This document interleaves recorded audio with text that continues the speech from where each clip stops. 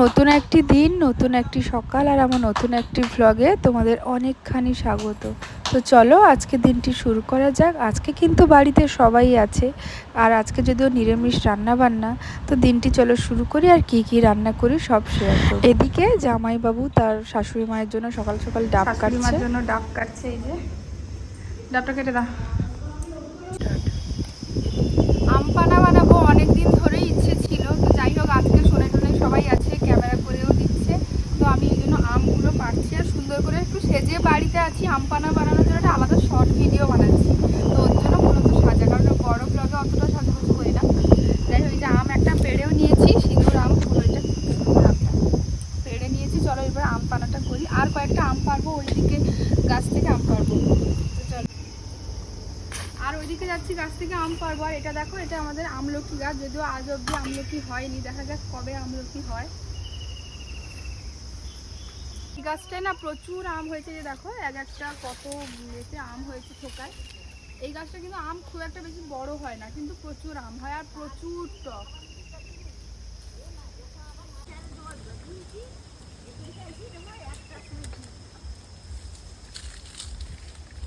আহ, কি দারুণ গন্ধ।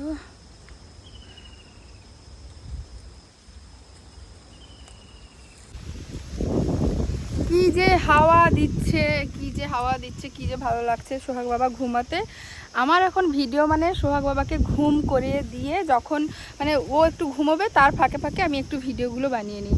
তাও তো আমি চেষ্টা করি মোটামুটি ভিডিও সবসময় যেন কন্টিনিউ করে রাখার, কারণ আমি খুব ভালোবাসি ভিডিও করতে, তোমাদের সঙ্গে গল্প করতে।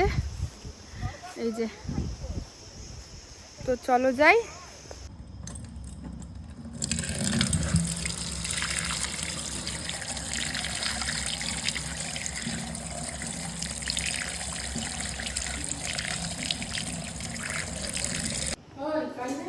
আমি এইটা কিনে এনেছিলাম, এটা মানে বাড়িতে বেগুন পোড়া হোক বা মূলত আমি আম পানা করবো বলেই কিনেছি, কিন্তু এটা অনেক কিছুই কাজে লাগবে। এই যে, আজকে সকালেই সবাইকে বলেছি তোমাদেরকে কিন্তু এই গরমে আম পানা খাওয়াবো বাড়িতে ঘরোয়া স্টাইলে, ভাবলাম তোমাদের সঙ্গেও শেয়ার করা যাক। দেখো সকাল থেকে উঠে আম পেড়ে এনেছি। আমি ওই জালটা কিনেছিলাম কয়েকদিন আগেই এই আম পানা করবো বলে, বা বাড়িতে টুকটাক চিকেনের কিছু ওই পোড়া বানাবো বলে। দেখো ওটাতেই আমি আমটা পুড়তে দিয়ে দিয়েছি, এতে কিন্তু বেগুন পোড়াও বেশ ভালোই হবে। আমগুলো পোড়া হয়ে গেলে তারপরে আম পানা বানাবো। তাছাড়া এই গরমের সিজনে অনেককেই দেখেছি কিন্তু পোড়া আম দিয়ে ভাত খেতে। এমনিতে আজকে আবার সোমবারে নিরামিষ রান্না বান্না আছে, তাড়াতাড়ি আম পানাটা গরম গরম বানিয়ে খেয়ে নিয়ে তারপরে রান্নায় আমরা হাত দেবো। জানো, তোমাদের সঙ্গে একটা গুড নিউজ শেয়ার করব।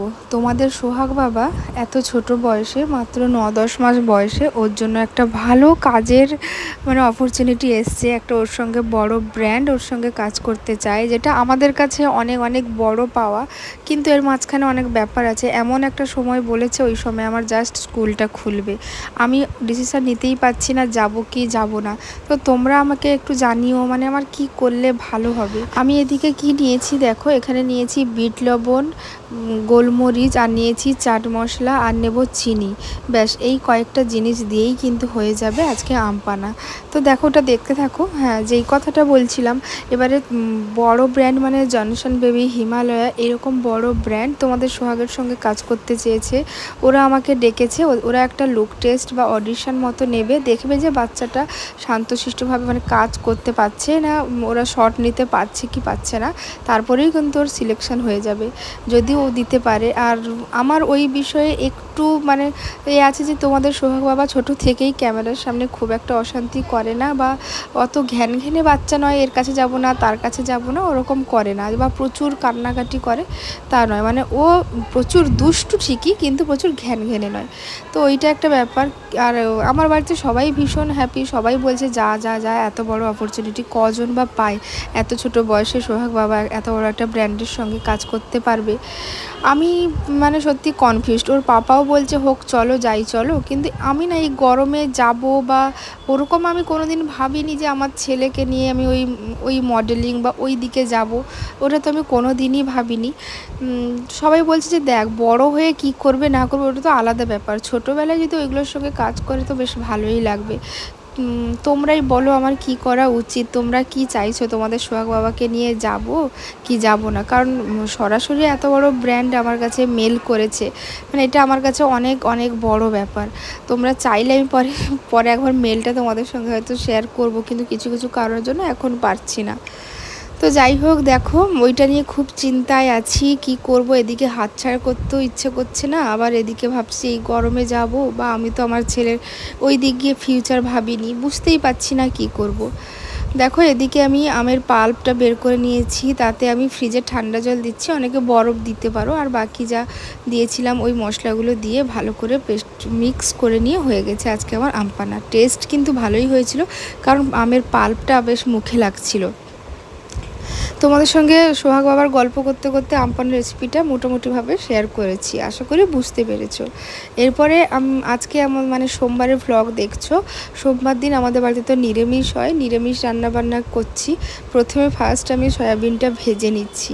তোমরা আমার রান্নায় ফলো করলে বুঝতে পারবে, আমি না খুব বেশি তেল দিয়ে রান্না করি না, মানে একটা যতটা না হলে নয়, একটা মিডিয়াম আমি। কারণ এখন তো জানো সবারই বিভিন্ন রকম প্রবলেম, বেশি রিস্ক খাওয়ার ওরকম যায় না। আর আমি ওই জন্য প্রথমে সয়াবিনটা কম তেলে ভেজে নিলাম, এরপরে পটল আলুটাও আমি ভেজে নিচ্ছি। এগুলো অ্যাকচুয়ালি প্রচুর তেলে ভাজলে আরও টেস্টি লাগবে, কিন্তু একটু দেখবে অনেক রান্না কম তেল দিয়েও কিন্তু যদি তুমি টাইম দিয়ে রান্না করো যথেষ্ট টেস্টি হয়। তো আলু পটলটাও ভেজে নিচ্ছি। আমি করব আজকে আলু পটল সয়াবিন দিয়ে একটা ঝোল, আর নিম বেগুন, আর তার সঙ্গে হবে ডাল। আর তাছাড়া পরে ভাজাভুজি কি হয় দেখি। ওদিকে সয়াবিনটা বসিয়ে দিয়ে এদিকে নিম বেগুনেরও প্রিপারেশান শুরু করে দিয়েছি। দেখো সবার প্রথমে ভালো করে নিম পাতাটা ধুয়ে নিয়ে একটু লবণ দিয়ে ভেজে নিচ্ছি। এমনভাবে ভাজতে হবে পুরো যেন খড়খড়ে হয়ে যায়, মানে কেউ যদি ওটাকে ভাঙতে চায় ভেঙে যেন গুঁড়ো হয়ে যেতে পারে, ওরকম করেই ভাজবে। লবণ দিলাম, আবার চাইলে তো তোমরা বেশি তেলও দিতে পারো, আমি অল্প তেল দিয়েছি। আবার বিনা তেলেও কিন্তু এটা সুন্দর ভাজা যায়। প্রতি বছর গরমের সিজনে এই সময় মা আমাদের দুই বোনকে নিম পাতা খাওয়াবে, কারণ নিম পাতা নাকি স্বাস্থ্যের জন্য খুব ভালো। আর দেখবে যত রকমের স্কিন ডিজিজ হয়, ওই জন্য গরমকালে কিন্তু নিম পাতাটা খেতেই হয়। আর এমনিতে গরম ভাতের সঙ্গে নিম বেগুনের টেস্টটাই আলাদা। যারা নিম পাতা অনেকেই পছন্দ করে না জানি, কিন্তু যারা পছন্দ করো না, একবার গরম ভাতের সঙ্গে নিম বেগুন খেয়ে দেখো, ভালো লাগে। আমি যখন আগে এখানে থাকতাম, এখন প্রায় 1-1.5 বছর তো কাঁথিয়ে থাকি সোহাগ পেটে আসার সময় থেকে, কিন্তু এখন গরমের ছুটিতে এখানে এসেছি। মাঝে না আমার এই রান্না করার অভ্যেসটা অনেকটা চলে গেছিলো, কারণ ওখানে থাকলে তো রান্না অত করতে হয় না। এখন মোটামুটি এই যে রান্না করছি না, প্রচুর কষ্ট হচ্ছে গরমে। আগে একটা অভ্যেস হয়ে গেছিলো, এখন ভাবছি যে হ্যাঁ সত্যি মানুষ অভ্যেসের দাস, কি কষ্ট হচ্ছে। তারপরে ওই জন্য হোক না হোক গরমটাও এতই পড়েছে, তার জন্য যেন আরও দ্বিগুণ কষ্ট বেড়ে গেছে। দেখো এদিকে বেগুনটা ভেজে নিচ্ছি, আর আমি নিম বেগুনটা এরকম ডুমো করে কেটেই নিম বেগুনটা করতে পছন্দ করি। আমার বেশ ভালো লাগে, মানে অনেক সময় না সবজি কাটার ওপরেও কিন্তু তরকারির অনেক কিছু ডিপেন্ড করে, আমার যেটা মনে হয়। দেখো বেগুনটা নুন হলুদ দিয়ে ভেজে নিয়েছি, আর এদিকে গরমে আমার অবস্থাটাও পুরো তেতো নিম পাতার মতোই হয়ে গেছে। চোখ টোক ঢুকে গরমে অবস্থা খারাপ, লিপস্টিক সব উঠে সকালে যে মানে একটু রেডি হয়ে ভিডিও করছিলাম ওই অবস্থায় তো রান্না করতে চলে এসেছি। দেখো এরপরে নিম পাতাটা আমি দিয়ে দিচ্ছি। আমার নিম পাতাটা আরেকটু ভাজা হতো, দিলে একদম খড়খড়ে থাকতো, তাও কিছু কিছু খড়খড়ে হয়েছে, আবার কিছু কিছু নরম হয়ে গেছে। অ্যাকচুয়ালি ভাজার পরে আমি ঢাকা চাপিয়ে দিয়েছিলাম, ওটাই ঘামে নরম হয়ে গেছে। আজকে মোটামুটি আমার রান্না কমপ্লিট। এদিকে করেছি আম ডাল, তার সঙ্গে নিম বেগুন, আর হয়েছে এই যে তরকারিটা আলু পটলের ঝোল, গরম গরম। ব্যাস আজকের রান্নাবান্না কমপ্লিট হয়ে গেছে। আর হ্যাঁ, আর একটা ডাঁটার চচ্চড়ি করেছিলাম। আর এখন বিকেলবেলা সোহাগ তার মাম্মামের কোলে ঘুরছে।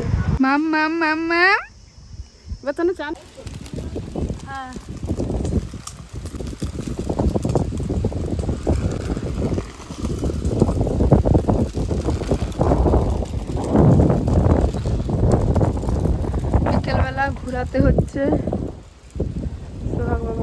ছবি তুলবো না ভিডিও? আগে ভিডিও